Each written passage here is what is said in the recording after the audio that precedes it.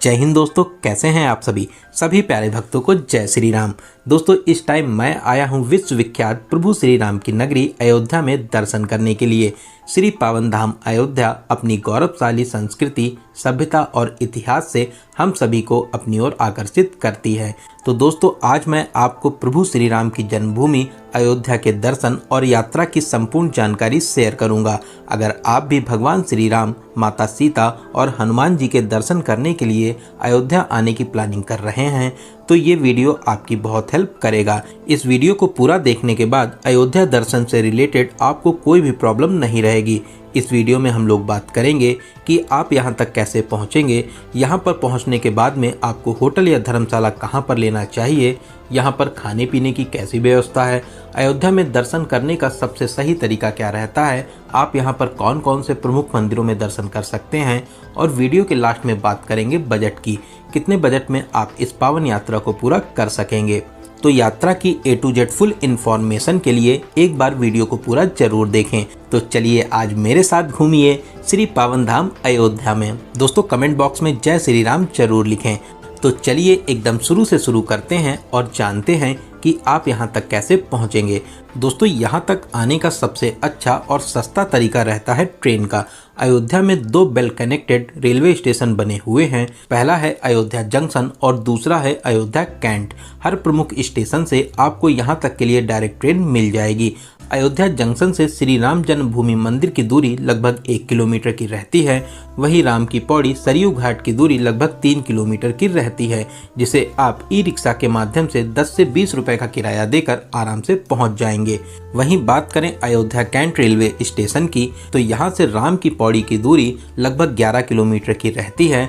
आप e rickshaw के माध्यम से 40 से 50 रुपए का किराया देकर बहुत ही आराम से सरयू घाट तक आ सकते हैं।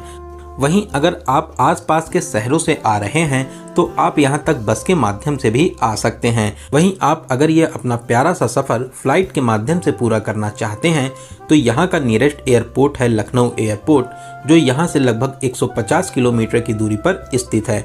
आप लखनऊ एयरपोर्ट आने के बाद में ट्रेन या टैक्सी के माध्यम से यहाँ तक आ सकते हैं।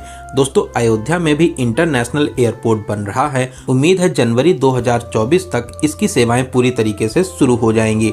तो अगर आप जनवरी 2024 के बाद में यहाँ पर आ रहे हैं तो आप आराम से फ्लाइट से अयोध्या तक भी आ सकते हैं। बहुत से लोग अपनी प्राइवेट कार से भी यहाँ तक आते हैं। यहाँ तक आने का ये भी एक अच्छा तरीका रहता है। यहाँ पर आपको बहुत सी पार्किंग फैसिलिटीज़ मिल जाएंगी। पार्किंग की यहाँ पर कोई भी कमी नहीं है। आप आराम से अपनी कार के माध्यम से भी यहाँ तक आ सकते हैं।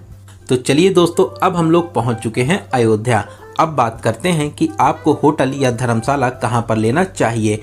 ऐसे तो पूरे अयोध्या में धर्मशाला और होटल बने हुए हैं, लेकिन आप अयोध्या जंक्शन रेलवे स्टेशन के सामने जो रोड जाती है, इस रोड पर बहुत ही अच्छे और बजट होटल बने हुए हैं। आप यहाँ पर आराम से होटल या धर्मशाला ले सकते हैं। यहाँ पर नॉन AC रूम 400 से स्टार्ट हो जाते हैं। वहीं AC रूम आप 800 रुपये से यहाँ पर ले सकते हैं। साथ ही साथ आपको यहाँ पर कार पार्किंग भी मिल जाएगी। लेकिन दोस्तों, मैक्सिमम लोग सुबह जल्दी अयोध्या आने के बाद में पूरा दिन अयोध्या में घूमते हैं और शाम की ट्रेन से अपने घर के लिए वापसी कर लेते हैं। तो यहाँ पर आप एक दिन में पूरी अयोध्या को बहुत ही अच्छे तरीके से घूम सकते हैं। वहीं आप अगर दूर दराज के राज्यों से आ रहे हैं तो आप चाहें तो यहाँ पर एक नाइट का स्टे भी कर सकते हैं। तो चलिए अब बात करते हैं अयोध्या में दर्शन करने का सही तरीका क्या रहता है, जिससे आप सभी प्रमुख स्थानों को बहुत ही आराम से कवर कर सकें। तो सबसे पहले हम लोग चलेंगे सरयू घाट राम की पौड़ी। 10 से 20 रुपए का किराया देकर आप ई रिक्शे के माध्यम से यहाँ तक आराम से आ जाइए। अगर आप राम की पौड़ी पर स्नान करना चाहते हैं तो आप यहाँ स्नान कर सकते हैं, या आप लक्ष्मण घाट, राम घाट या यहाँ पर बहुत ही प्यारा नया सरयू घाट बना हुआ है, वहाँ पर भी स्नान कर सकते हैं। राम की पौड़ी वही स्थान है जहाँ पर दीपावली में दीपोत्सव मनाया जाता है। यहाँ की दिव्यता और भव्यता देखकर आप दंग रह जाएंगे। पूरे घाट पर विशाल मंदिर बने हुए हैं जो अयोध्या नगरी को और भी आकर्षक बनाता है। राम की पौड़ी को बहुत ही खूबसूरती से बनाया और बसाया गया है। पास में ही बहुत ही प्यारा सा गार्डन भी बनाया गया है जहाँ पर आप बैठकर आराम से राम की पौड़ी को बहुत ही अच्छे तरीके से निहार सकते हैं। यहाँ पर बैठ के आपको बहुत ही ज़्यादा शांति मिलेगी। तो आप राम की पौड़ी पर कुछ समय जरूर व्यतीत कीजिए, आपको यहाँ पर बहुत ही अच्छा लगेगा। दोस्तों, राम की पौड़ी पर ही यहाँ का प्राचीन नागेश्वर महादेव मंदिर स्थापित है। मंदिर की वास्तुकला और रंगों की कलाकारी बहुत ही अद्भुत है। आप महादेव जी के दर्शन करें, महादेव जी का आशीर्वाद प्राप्त करें। दोस्तों, बहुत ही अलौकिक मंदिर है, आप यहाँ पर दर्शन करने जरूर आइए। दोस्तों, नागेश्वर महादेव मंदिर में दर्शन करने के बाद में पुल पार करके अब हम लोग आ जाएंगे नए घाट चौराहे पर। यहाँ पर विशाल वीणा स्थापित है। आप अपनी यादों के लिए यहाँ पर प्यारी प्यारी फोटोशूट भी करा सकते हैं। दोस्तों, आपको सामने जो चौराहा दिख रहा है यहीं से आपको ई रिक्शा मिल जाएगा। मात्र 10 रुपये का किराया देकर चलेंगे अयोध्या के चौकीदार हनुमान जी के दर्शन करने के लिए हनुमानगढ़ी पर। दोस्तों, हनुमान जी को अयोध्या का चौकीदार और रक्षक कहा जाता है। ऐसी मान्यता है राम जी के दर्शन करने से पहले हनुमानगढ़ी में हनुमान जी के दर्शन करना चाहिए। यहाँ पर हनुमान जी माता अंजनी की गोद में विराजमान हैं।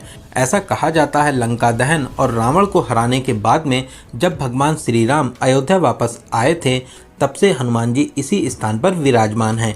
इसीलिए इस स्थान को हनुमानगढ़ी या हनुमान कोट कहते हैं।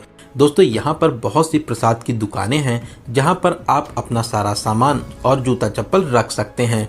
प्रसाद और फूल माला लेने के बाद में 76 सीढ़ियों को चढ़कर आप हनुमान जी के अलौकिक दर्शन प्राप्त कर सकते हैं। मंदिर परिसर में आप कुछ देर अपना समय जरूर व्यतीत करें, यहाँ पर आपको बहुत ही ज़्यादा अच्छा लगेगा। साथ ही साथ यहाँ पर आप राम धुन पर अपने भजन को गुनगुना सकते हैं। दोस्तों, बहुत ही अलौकिक स्थान है, आप यहाँ पर दर्शन करने जरूर आइए।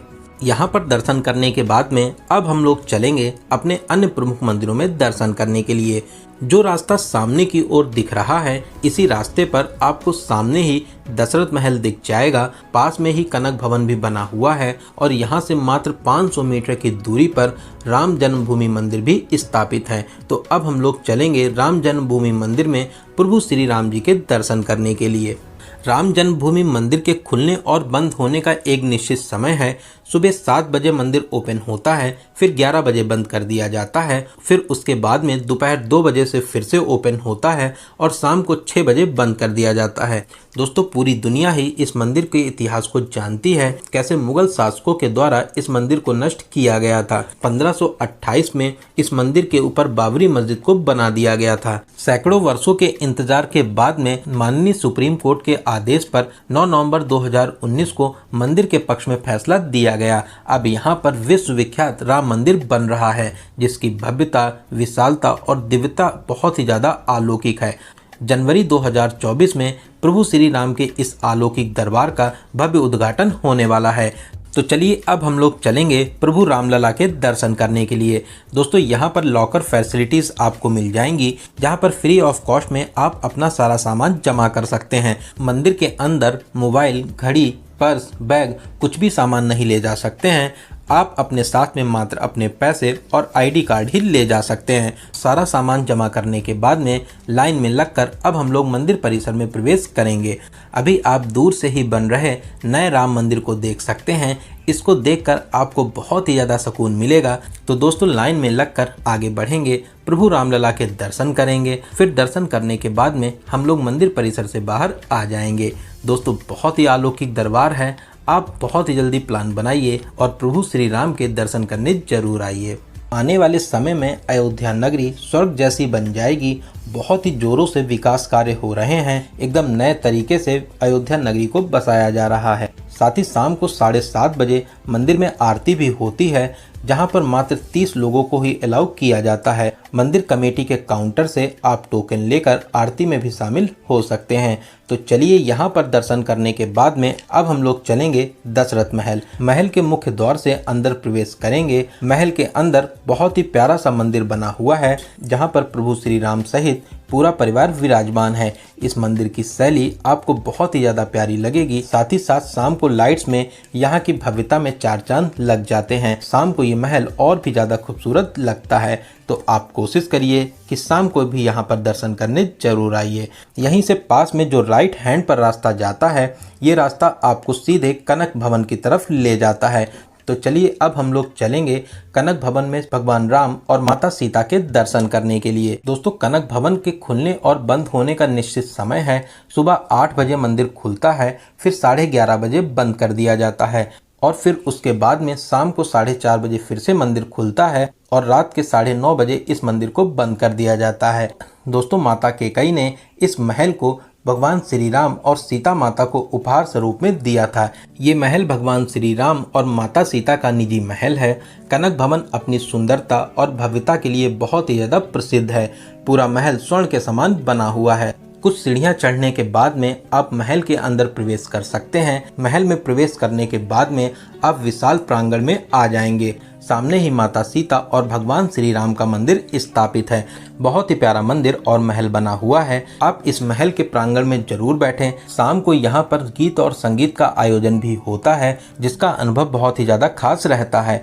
आपको यहाँ पर बैठ के बहुत ही ज़्यादा सुकून और शांति मिलेगी। दोस्तों, शाम को लाइट में ये महल और भी ज़्यादा अनोखा लगता है। आप शाम को यहाँ पर जरूर आएँ। शाम को इसकी खूबसूरती में चार चांद लग जाते हैं।